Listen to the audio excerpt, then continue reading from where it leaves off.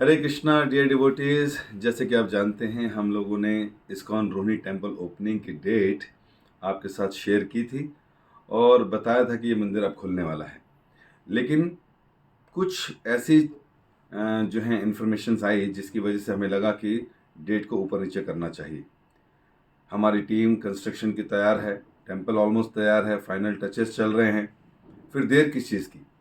तो जैसा आपको याद होगा, हमने पहले 25 तारीख मार्च गौर पूर्णिमा का दिन डिसाइड किया था कि हम लोग मंदिर खोलेंगे, क्योंकि हम जल्दी से जल्दी खोलना चाहते थे, क्योंकि काफ़ी समय हो चुका था, भक्त लोग इंतजार कर रहे थे। तो 25 मार्च को जब हमने अनाउंसमेंट की तो उसमें एक ये बात आई कि 25 मार्च गौर पूर्णिमा में सारे Prabhupada disciples, sannyasis, senior devotees अपने अपने मंदिरों में गौर पूर्णिमा का उत्सव मनाते हैं। और ऐसे टाइम पर भक्त लोग इस्कॉन रोहिणी नहीं आ पाएंगे, और जब वो नहीं आएंगे संत इत्यादि, तो भक्तों को सेवा करने का मौका, उनका दर्शन नहीं मिल पाएगा। तो फिर एक सजेशन आया कि हम लोगों को क्या करना चाहिए। 25 मार्च की जगह अगर हम 2 अप्रैल को करें ओपनिंग, तो वो ज़्यादा शुभ दिन भी है। जैसे कि उस दिन श्रीवासाचार्य जी का अपेयरेंस डे है। पंच तत्व में श्रीवासाचार्य नारद मुनि है।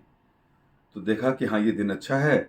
और 25 के बाद ये दिन जो है 9 दिन लगते हैं। तो हमें लगा फिर हम 9 दिन 8 दिन का फेस्टिवल करना था, हम 26 से फेस्टिवल शुरू करेंगे और 2 तारीख को ओपनिंग कर देंगे। और फिर पता चला कि ये दिन इसलिए हमने चुना क्योंकि इस दिन सारे लोग फ्री हो जाएंगे और सारे सन्यासी, प्रोपाट डिसाइपल्स भी आ जाएंगे। तो लगभग 2 अप्रैल तैयार थी और तय भी थी। इसके लिए हम तैयारी भी करना शुरू कर चुके थे। लेकिन एक दिन अचानक फ़ोन आता है हम लोगों को सेवा तुल्य प्रभु का, जो हमारे डीटी मिनिस्ट्री के इंडियन हेड हैं, और उन्होंने बताया कि उनको बहुत मुश्किल होगी हमारे टेम्पल ओपनिंग करने में, क्योंकि वो थके होंगे। हमने पूछा क्यों, किस चीज़ से थके होंगे, तो उन्होंने बताया कि वैसे 25 मार्च में वो कहीं कोई मंदिर टेम्पल ओपनिंग नहीं करता, लेकिन एक मंदिर बहुत समय से बना हुआ था और हिज होलीनेस राधानाथ स्वामी महाराज जी ने उनसे रिक्वेस्ट की थी कि आप वो मंदिर 25 मार्च को खोल दीजिए। तो उन्होंने कहा कि पहली बार रिक्वेस्ट आई है और सारी चीज़ें तैयार भी हैं, तो हमें अपनी पूरी टीम लेकर, सबसे प्रार्थना कर कर, कुछ ना कुछ एडजस्टमेंट कर कर वहाँ जाना पड़ेगा और वो मंदिर खोलना पड़ेगा। क्योंकि 25 तारीख को ओपनिंग है और 26 को उनको फाइनल टिकट बनाने थे रोहिणी में आने के लिए, क्योंकि मंदिर बनाने से पहले भगवान के बेड्स और बड़ी सारी चीज़ें, यज्ञ की तैयारियां करनी होती हैं, उसके लिए उनकी पूरी टीम को आना था।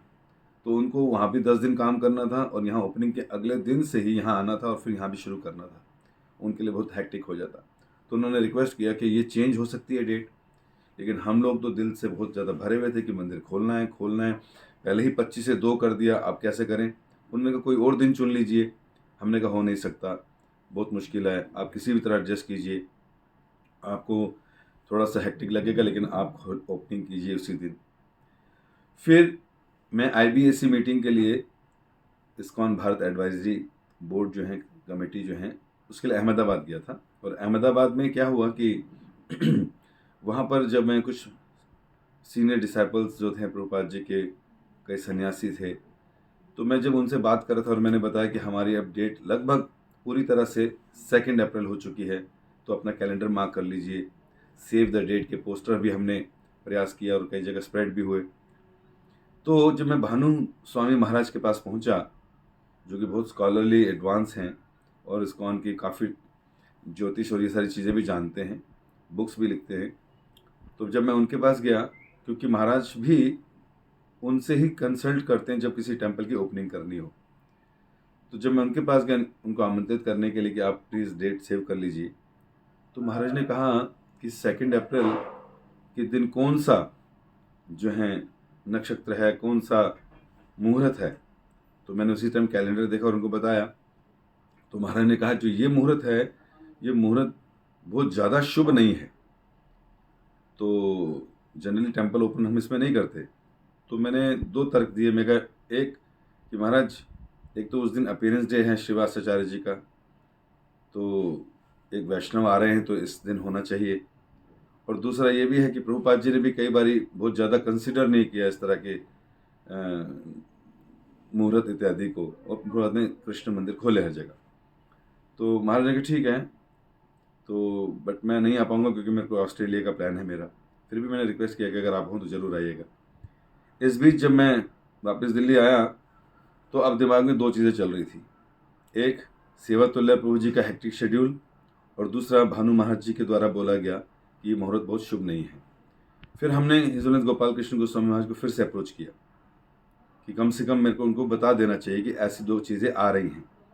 फिर महाराज ने उसको सुना, समझा, कंसल्ट किया। इस बीच रुक्मिणी कृष्ण के साथ भी कम्युनिकेशन हुआ महाराज का, और महाराज ने उनको बोला कि अगर हम लोग 2 अप्रैल की जगह हम 17 तारीख को करें तो, जो कि लगभग 15-16 दिन ही एक्स्ट्रा हैं, लेकिन उस दिन है रामनवमी, बहुत शुभ दिन है। तो रुक्मिणी कृष्ण ने कहा कि महाराज, रामनवमी के दिन अगर हम करेंगे तो ईस्ट ऑफ कैलाश मंदिर जो खुला था वो भी रामनवमी में खुला था, तो इससे ऐसा होगा कि फिर ऑडियंस जो हैं बढ़ जाएगी, संतों का, प्रभुपाद डिसाइपल्स का आना मुश्किल हो जाएगा, क्योंकि उस मंदिर में जाएं या इस मंदिर में जाएं। तो महाराज ने एक अच्छा तर्क दिया। महाराज ने कहा भी हम एक क्या करेंगे, एक बारी उस मंदिर में करेंगे, एक बार इस मंदिर में करेंगे, या डिसाइपल जो हैं प्रभुपाद डिसाइपल्स वहाँ चले जाएंगे, एक बार यहाँ आ जाएंगे। तो ये भी तो अच्छा तर्क दिया महाराज ने। हम खुश हो गए, चलो कोई बात नहीं, हम लोग 17 अप्रैल की ही बात करते हैं। इस बीच महाराज ने कहा मुझे 1-2 दिन का टाइम दीजिए, मुझे सिद्धार्थ महाराज जी से भी बात करनी है, क्योंकि उनका भी टेम्पल ओपनिंग होने वाला है। तो महाराज ने उनसे बात की और फिर पता चला कि इस दौरान सिद्धार्थ महाराज जो हैं वो भी अपना एक मंदिर खोल रहे हैं, और वो भी उसी दिन खोल रहे हैं, अर्थात 17 अप्रैल को। तो महाराज ने कहा क्या आप अपनी डेट आगे पीछे कर सकते हो ताकि हम रोहिणी खोल लें? तो उन्होंने कहा नहीं महाराज, बिल्कुल नहीं कर सकते, क्योंकि हमारे इन्विटेशंस चले गए हैं, बोर्ड्स लग गए हैं, सब कुछ हो गया। लेकिन हमारे केस में भी इस तरह के कोई इन्विटेशन या बोर्ड वगैरह भी नहीं लगाए थे। तो इससे क्या हुआ, महाराज को जब पता चला कि वो तारीख बुक है और महाराज को भी वहीं जाना पड़ेगा, तो बगैर महाराज के हम कैसे खोलते अपना मंदिर। फिर जब महाराज ने रिप्लाई किया हमें, तो उसमें एक चीज़ और बताई कि एक 23 तारीख और आ रही है, और वो तारीख है हनुमान जयंती का, जो कि अगले ही हफ्ता है, 23 अप्रैल ट्यूसडे।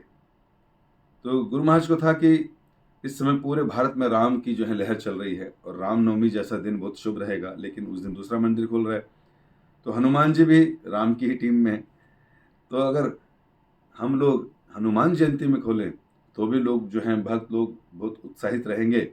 पूरा भारत, पूरा दिल्ली एनसीआर जो हैं इस दिन को बहुत मनाता है, तो उस दिन काफ़ी लोग आएंगे और प्रभावित भी होंगे इस दिन मंदिर की ओपनिंग से।